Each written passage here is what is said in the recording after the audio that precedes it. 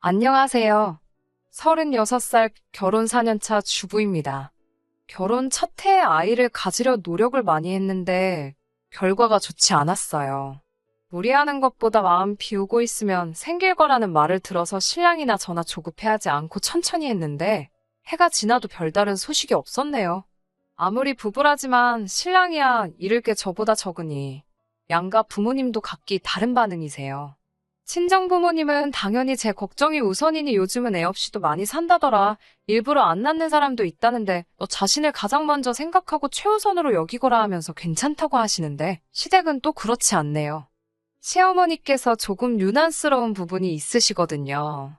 결혼 4년 동안 아직 애도 들어서지 않았는데 시어머니는 평생의 자랑이 아들 둘 낳은 걸로 삼을 정도로 자부심이 있는 분이셔서 하루빨리 아이를 낳아야지가 아니라 하루라도 빨리 아들을 낳아야지라고 매번 보채십니다.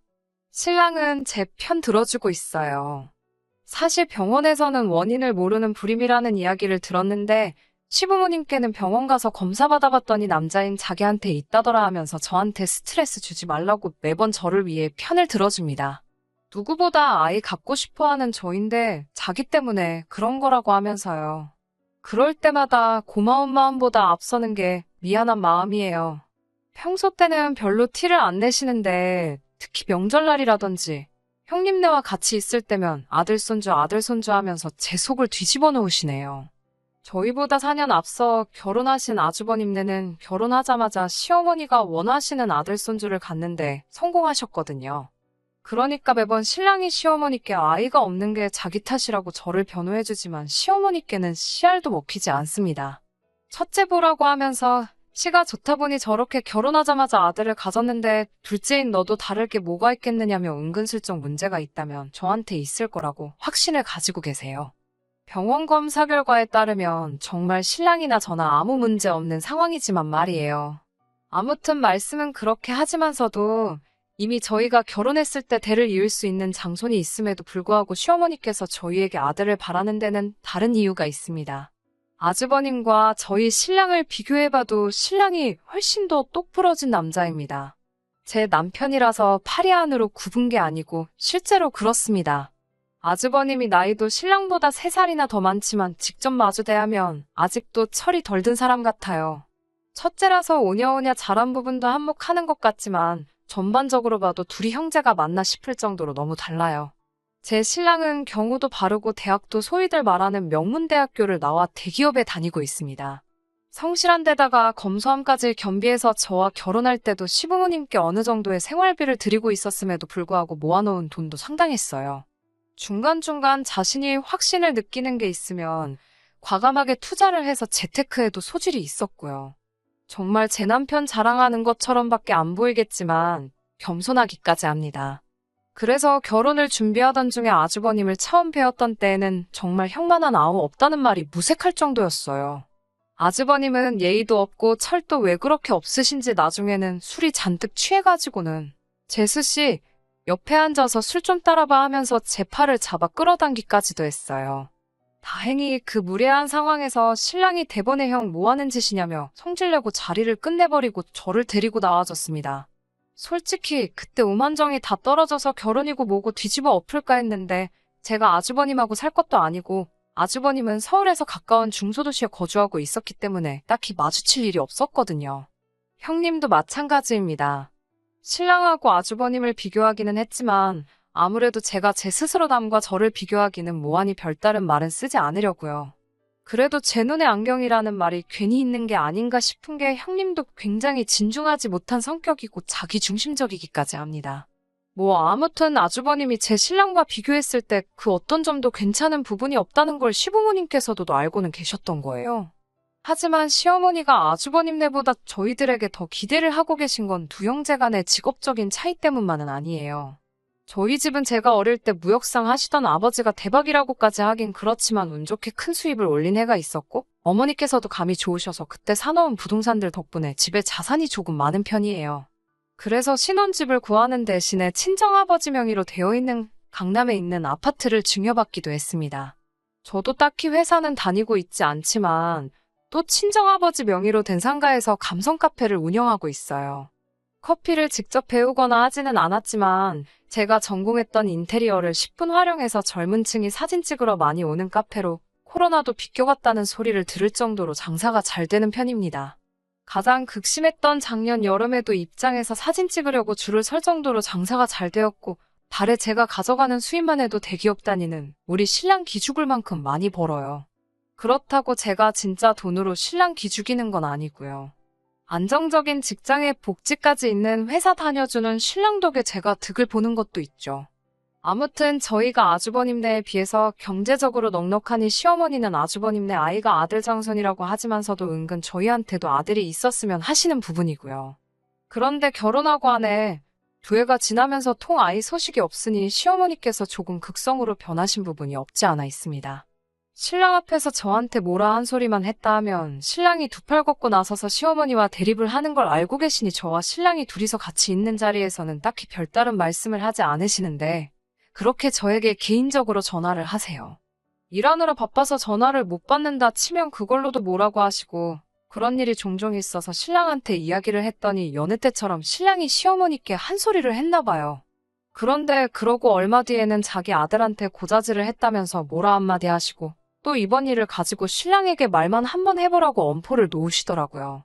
사실 시어머니 엄포가 겁난다거나 무섭거나 하지는 않았지만 신랑이 중간에서 참 스트레스 많이 받겠다는 생각에 몇 번은 제가 그냥 흘러넘기려고 했습니다. 작년 일인데 작년에 마침 딱 SNS에서 제가 운영하는 카페가 인기를 끌어서 손님이 정말 끊임없이 들어오던 시절이 있었어요. 장사가 잘 되니까 좋은데 너무 준비 없이 들이닥친 손님 때문에 정신없이 바쁘던 하루였습니다. 그날도 시어머니가 저한테 무슨 쓸데없는 소리를 하시라고 전화를 하셨었나 봐요. 눈을 감았다가 뜨는 시간도 아쉬울 정도로 바쁘고 일손마저도 부족한 와중이었으니 제가 전화를 받을 수 있을 리가 없었어요. 시어머니도 오기가 생기셨는지 제가 언제까지 전화를 안 받으려나 보자는 식으로 쉬지 않고 전화를 하시더라고요. 솔직히 너무 바쁜데 전화벨 소리 계속 울리고 있으니 짜증이 나서 전화기를 꺼버리고 일에 집중을 했어요. 그렇게 2시간쯤 지났는데도 손님이 빠질 생각을 안 해서 숨 돌리기도 힘든 상황이었는데 시어머니가 가게 문을 벌컥 열고 들어오시더라고요. 가게 밖으로 줄 서 있는 사람들이 있는데 줄도 무시하고 들어오니 문 앞에 서 있던 사람들하고 시비가 붙었어요. 아줌마, 사람들 줄 서서 있는 거 안 보여요? 하고 묻는데 시어머니는 줄 서고 있던 그 사람에게 나 여기 사장 가족이라고 하면서 똑바로 알아보고 물어보라는 식으로 따지시더라고요. 저는 장사하는 입장이고 소셜 네트워크에 달리는 댓글에 따라서 장사가 잘 되나 안 되나 정해지는 유행 타는 카페인데 사장 가족이라고 말하면서 손님에게 시비를 걸고 계시니 제가 아무리 바빴어도 가만히 있을 수가 없었어요. 실갱이하는 손님과 시어머니 사이로 비집고 들어가서 손님께 제가 대신 죄송하다고 사과를 드리고 카페 안쪽에 제가 사무실로 모시고 들어갔죠.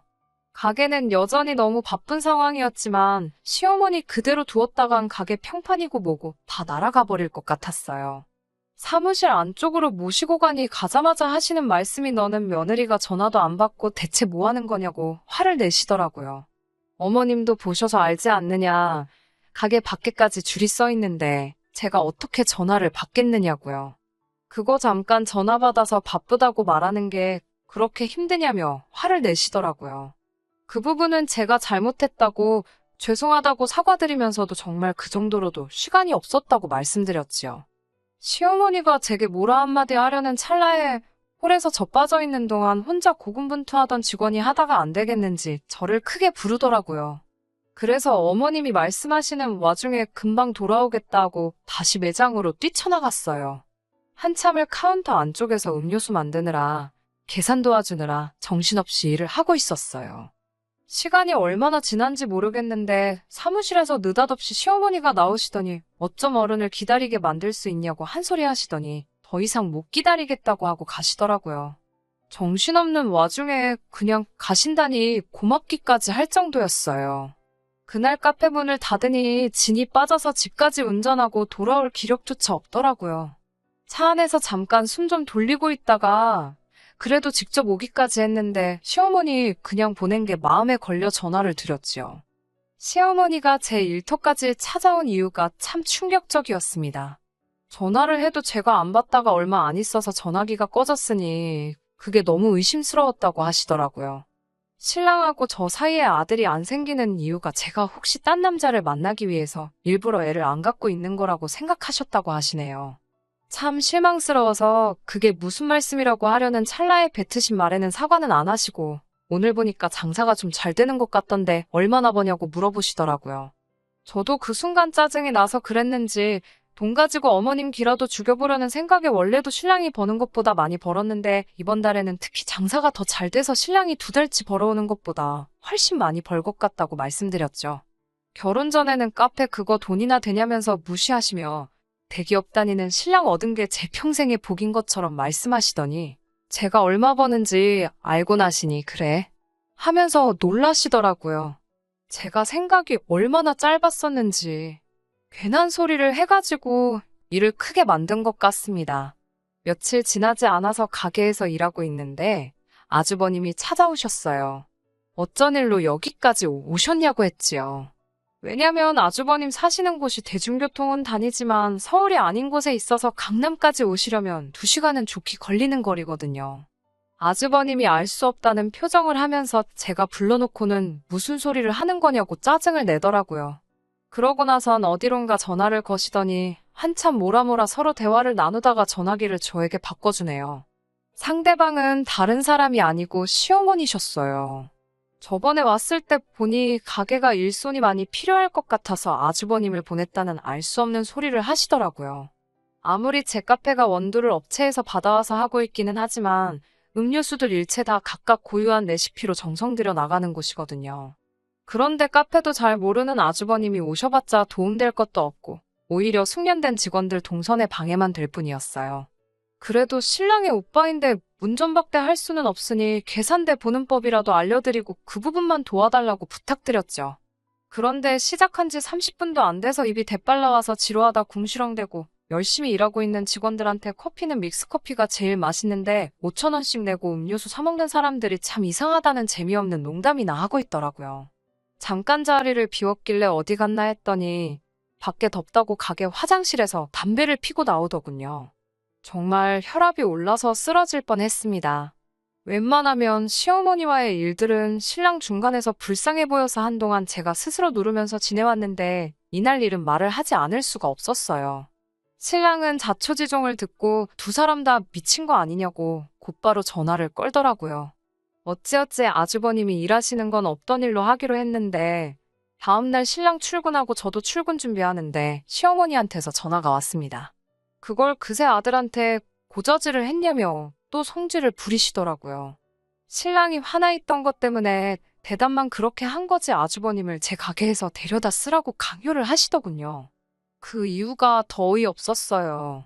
제가 언제라도 아들을 갖게 된다면 일을 하지 못할 것 아니겠냐고 그렇다고 그 많은 돈 버는 거 아주버님한테 월급을 700씩 주면 어떻겠냐고. 놀랄 틈도 없이 무슨 월급을 700씩 주냐고 했죠.